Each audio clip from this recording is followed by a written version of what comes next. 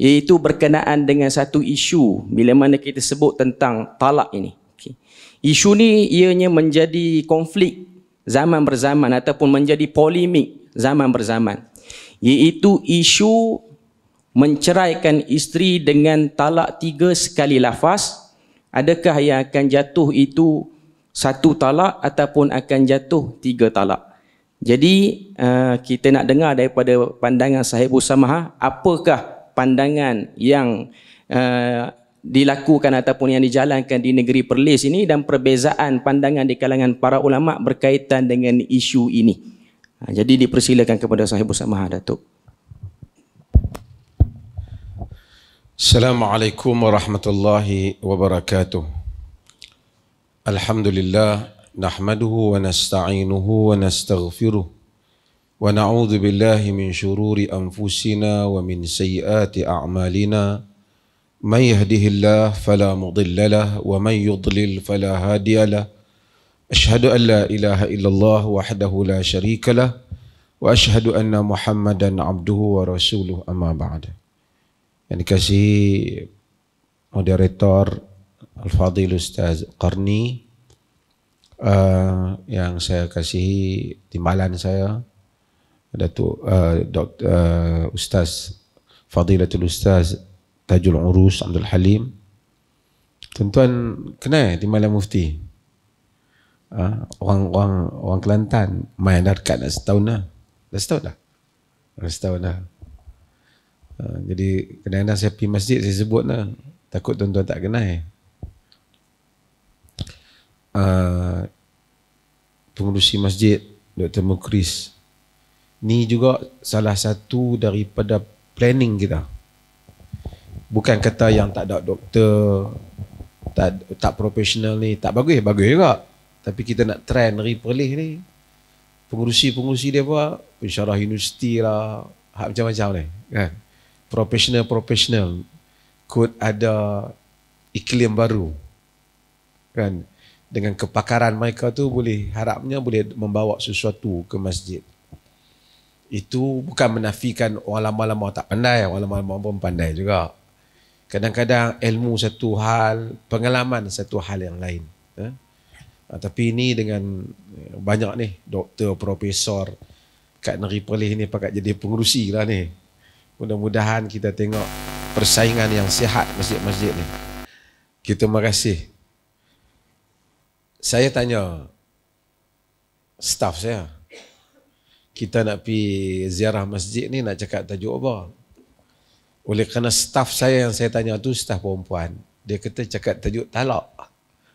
Barangkali mungkin banyak isu-isu talak. Jadi kita pilih tajuk talak ni supaya Ustaz Qarni menghimpunkan soalan. Jadi saya akan cuba jawab apa yang termampu. Sebelum saya jawab soalan Ustaz Qarni ni, saya nak bagi gambaran dulu tuan-tuan. Takkan tiba-tiba terus cerita nak bagi talak ni. Macam yang Ustaz Qarni sebut tadilah, pasal isu talak ni sebahagiannya orang tak faham. Islam, talak ni apa? Mula-mula talak ni apa? Talak ialah bahasa Arab. Kita ada suratul talak dalam Quran. Kan? Bahkan Allah sebutkan Nabi, ya ayyuhan Nabi idza talaqtumun nisa fatalliquhunna li'iddatihinna wa ahsul iddah. Kan? Jadi talak ni maksudnya apa? Hallu qaidun nikah bil lafdh talaq atau nahwihi, kata para ulama. Kita rongkai buang pernikahan itu dengan lafaz talak ataupun seumpamanya. Menikah ni Allah Ta'ala, kita menikah perempuan tu jadi isteri kita, kita jadi suami dia, dihalalkan hubungan lelaki dan perempuan dengan nama Allah Azza wa Jalla, dengan lafaz saja. Kalau tak shake hand pun tak perlu shake hand, aku nikahkan kau dengan anak aku terima nikahnya sah. Ada saksi kan, cukup 2 orang saksi sah. Jadi oleh kerana kita kahwin itu dengan apa? Dengan lafaz. Cerai juga dengan lafaz. Di dalam agama, sebahagian agama macam Kristian, cerai tak boleh. Dia haramkan cerai. Keizinan untuk bercerai yang berlaku dalam masyarakat barat sekarang ni ialah merupakan seolah-olah pengisytiharan terbuka menentang ajaran Injil ataupun Bible lah. Bukan Injil Isa tu, Bible yang ada kat mereka tu. Tak boleh cerai. Mereka menikah selama-lamanya. Tapi Islam bila datang, Islam mengetahui Allah pencipta. Allah is the creator of human being. Allah adalah pencipta kita. Jadi Allah Ta'ala tahu masalah kita. Kadang-kadang bukan mesti serasi. Kadang-kadang ada masalah. Maka dia benarkan perceraian. Tapi perceraian yang dibenarkan itu asalnya mahzur, dilarang. Melainkan jika ada keperluan. Tak boleh orang saja-saja menikah 2 hari cerai, menikah 2 hari cerai. Sebab itu ada hadis yang nanti kita akan baca bagaimana Nabi SAW kata, ayyuma mra'atin sa'alat zawjahat talaq falaysa fima ba's fa haramun 'alaiha al-jannah. Siapa mana-mana perempuan minta talak pada suami dah, dalam benda yang tak ada apa masalah pun. Kok kata dia tak suka, tak boleh reaksi, suami dia kaki baran ke, dia menikah dia paksa. Tak ada. Saja dia syok-syok, terai sana, terai sini. Fa haramun 'alaihi al-jannah. Haram ke atasnya surga. Dia diriwayatkan oleh Ibnu Majah.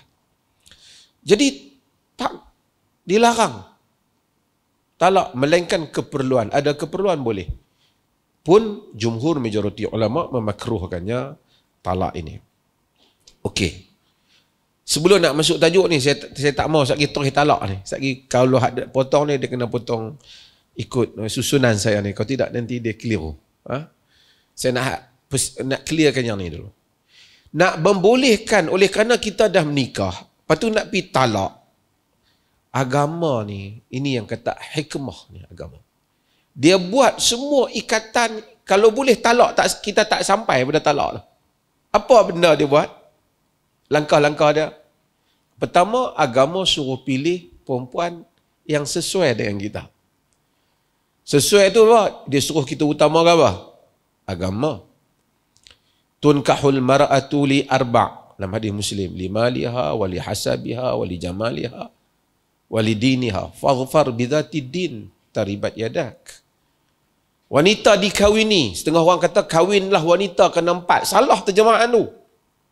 Tak betul loh terjemah macam tu. Nabi bukan kata kahwin wanita kena 4 perkara. Nabi kata dikawini wanita kena 4 perkara. Normally orang menikah kena 4 benda ni lah. Nabi kata. Pertama pasal harta dia, hasabiha, pasal kedudukan dia, pasal jamaliha, cantik dia, pasal agama dia. Nabi kata kamu pegang yang agama tu, kukuh lah. Bukan Nabi tak ambil kira soal rupa, ambil kira.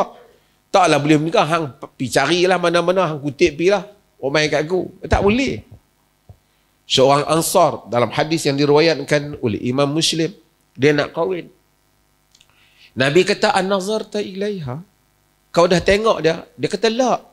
Nabi kata izhab fanzur ilaiha fa inna fi a'yunil ansar syai'a. Dalam riwayat Imam Ahmad, fa innahu ahra an yu'dama bainakuma. Nabi kata, kamu nak kahwin ya? Dah tengok ke? Tak tengok Rasulullah. Pakai jadi orang kira macam tu.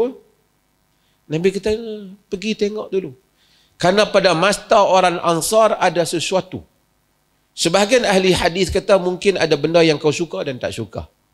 Sebahagian dalam riwayat Imam Ahmad kata fa innahu ahra an yu'dama bainakuma, kerana itu akan menjadikan kamu lebih dapat berkasih sayang.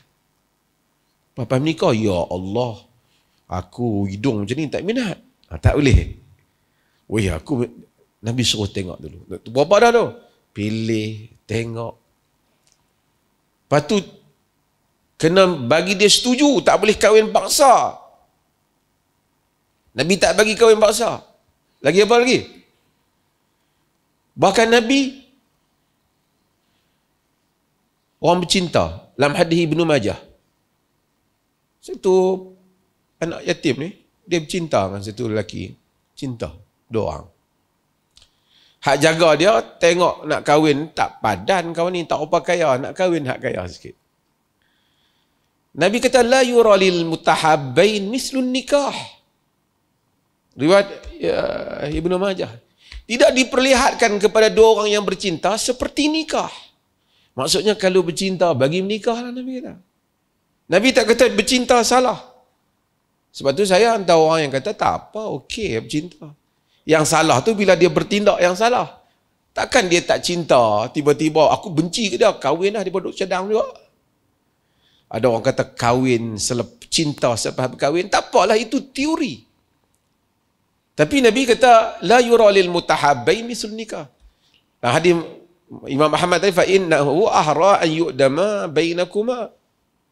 Itu lebih menimbulkan cinta di antara kamu berdua. Tengok dulu. Sebab ada khitbah. Hak atas mimbar ni kita panggil khutbah. Hak pi Minang kita panggil khitbah. Khitbah masuk pi Minang. Minang boleh tengok dulu. Hak biasa-biasa tak boleh tengok, hari itu boleh tengok. Kalau dia jenis pakai perdah, dia buka. Nak bagi. Lepas tu menikah ada tanggungjawab dia. Wa ashiruhunna bil ma'ruf. Gaulilah mereka dengan cara yang ma'ruf. Nak bagi apa? Hidup aman damai. Tak jadi juga dia gaduh nak berkelahi. Kan? Wallati takhafuna nushuzahum fa'idhuhun. Lagi? Wahjuruhunna fil madaja'. Lagi? Wadribuhun fa in ata'nakum fala tabghu 'alaihinna sabila. Dan wanita-wanita yang kamu takut nusyuz, nasihat dia. Janganlah buat macam ni, salah. Nasihat. Tak makan nasihat dia. Katakanlah dia pula balas kata, hang nak nasihat, hang leteruk dah aku ni. Katakanlah, mudah-mudahan tak lah kan. Nasihat, fa'idhuhun, nasihat mereka. Wahjuruhun fil madaja. Tinggal tempat tidur. Tak usah duduk sekali. Malam jangan tidur sekali. Orang perempuan kalau dia ada cinta besar dia pada kita, kita tinggal tempat tidur dia rasa apa? Beratlah. Suami dia tak mau tidur dengan dia. Tapi kalau dia kata lega dia tak tidur dengan kau. Duk serabut dia dah. Tak larat aku nak dengar dia punya berdengkur dia. Sini orang dia panggil mengeroh. Berdengkur dia.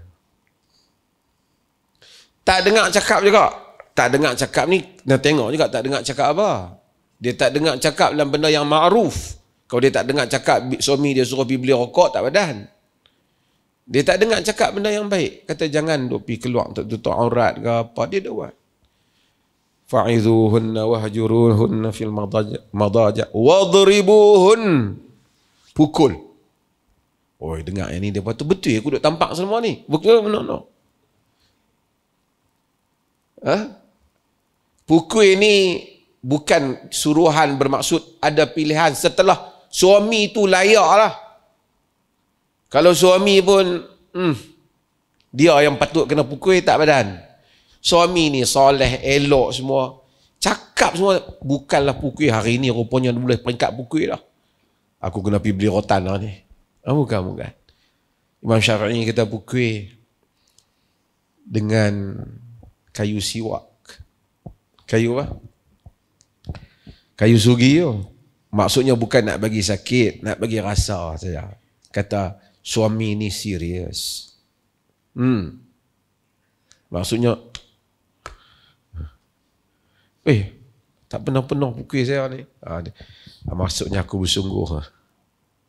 Tapi Quran kata, fa in ata'nakum fala tabghu 'alaihinna sabila. Jika dia dah taat kepada kamu, jangan duk cari pasal. Jangan duk cari pasal. Tak jadi juga.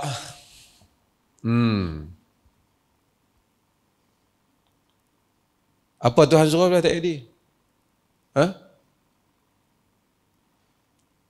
Had tu yang kita pergi mahkamah. Had dia kata pergi cari hakam tu. Fab'athu hakaman min ahlihi wa hakaman min ahliha. Jadi hakam daripada keluarga belah pihak lelaki, hakam belah pihak perempuan. Mak bapak masuk mai campur. Bab menakan. Apa cerita anak-anak kita ni? Kan?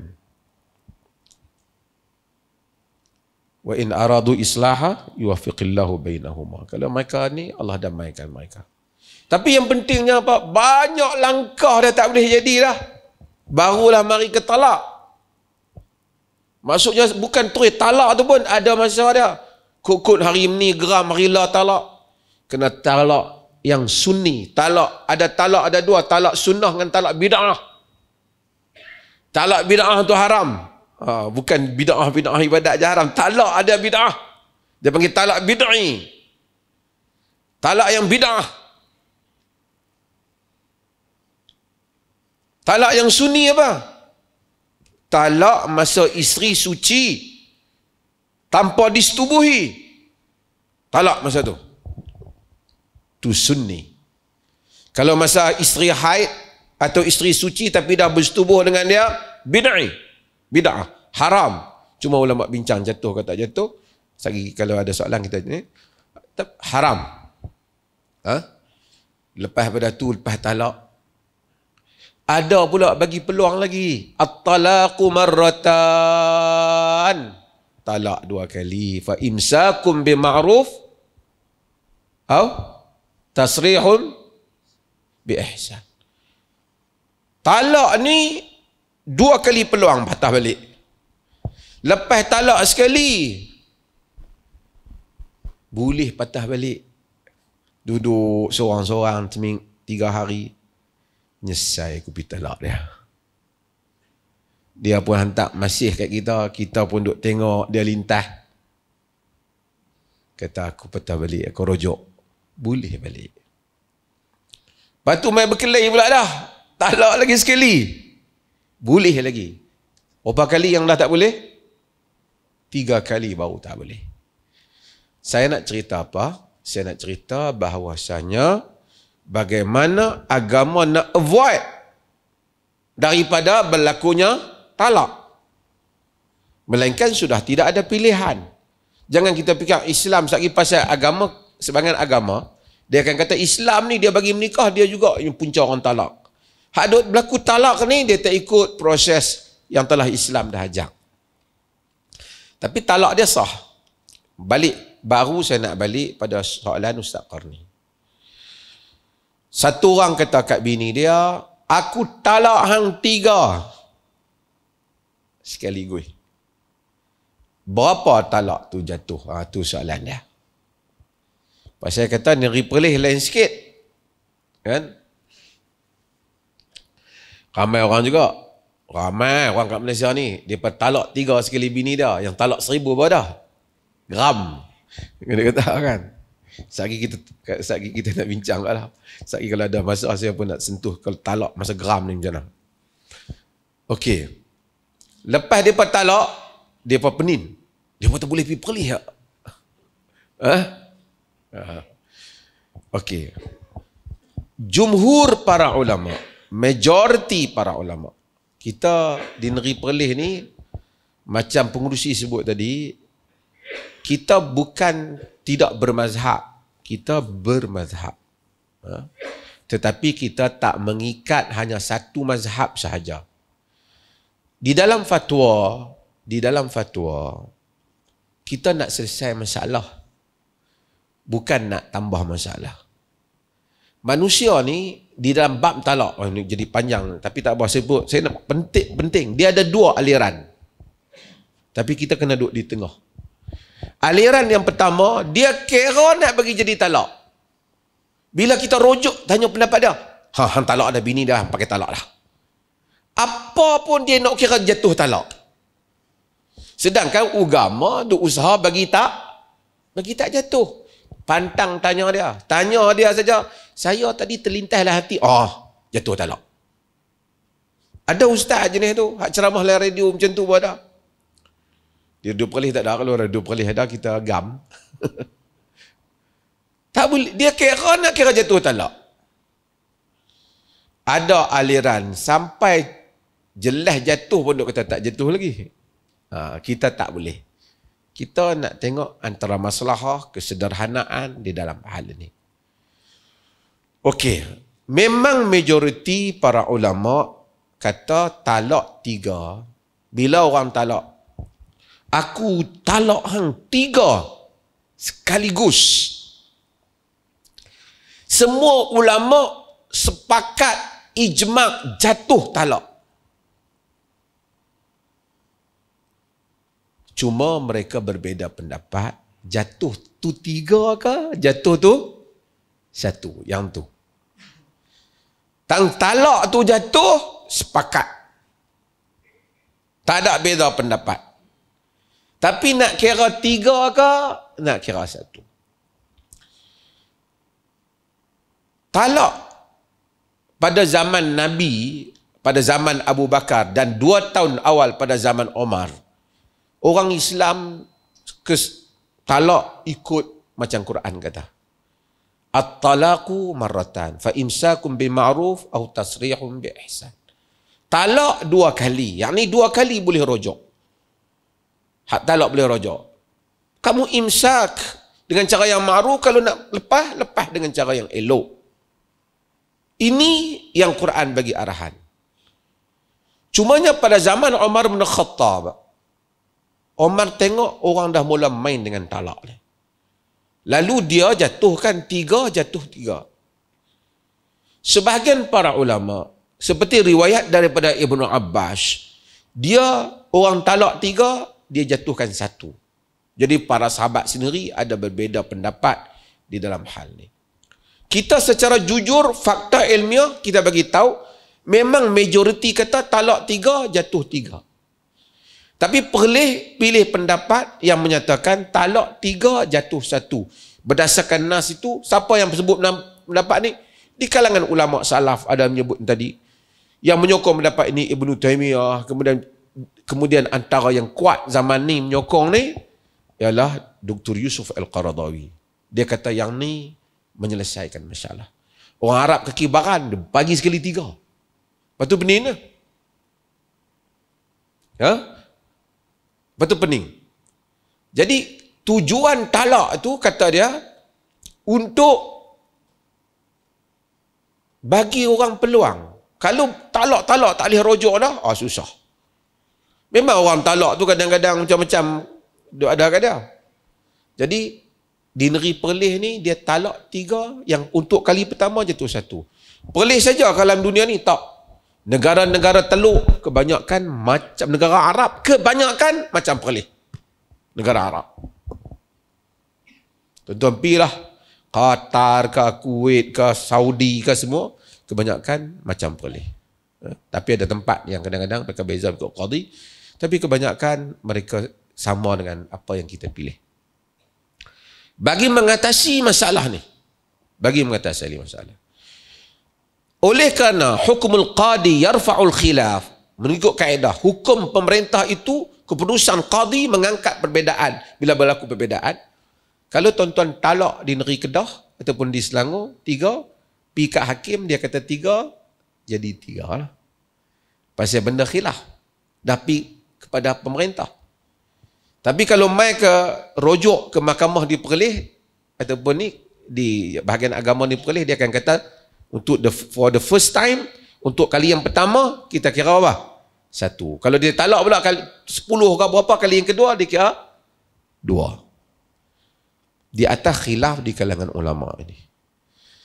Katakanlah, itu saya dah sebut dah, tapi saya sebut pilah.